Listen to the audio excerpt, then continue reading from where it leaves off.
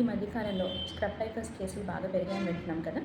ఇది పిల్లల్లో వచ్చే అవకాశం ఉందా? వస్తే ఎలాంటి జాగ్రత్తలు తీసుకోవాలి, ట్రీట్మెంట్ ఏంటి అనే దాని గురించి మాట్లాడుకుందాం. స్క్రబ్ టైఫస్ అనే ఇన్ఫెక్షన్ ఒక బ్యాక్టీరియల్ ఇన్ఫెక్షన్ అండి.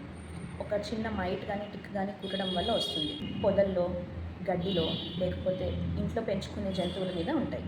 ఇది పిల్లల్లో చాలా తరచుగా చూసే ఇన్ఫెక్షన్. ఆ మైట్ కుట్టిన ప్రదేశంలో ఒక ర్యాష్ లాగా వచ్చి నల్లగా స్కాబ్ లాగా ఫామ్ అయిపోతుంది, ఎష్కార్ అంట. ఈ ఇన్ఫెక్షన్స్లో సాధారణంగా జ్వరము, ఒంటి నొప్పులు, బాడీ మీద ఆ ర్యాష్, తలనొప్పి రావడం, కాంప్లికేషన్స్ వస్తే కనుక నిమోనియా రావడం, లేకపోతే ఇన్ఫెక్షన్ సివియర్గా పెరిగిపోవడం, కిడ్నీ ఇబ్బందులు రావడం, ప్లేట్లెట్స్ తగ్గిపోవడం ఇలాంటివి జరగచ్చు.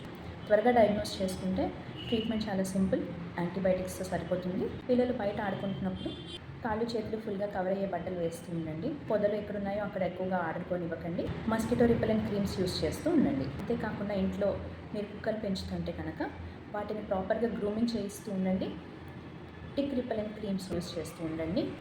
ఇంకా డౌట్ ఉంటే మీ వెటర్నరీ డాక్టర్ని కన్సల్ట్ చేయండి.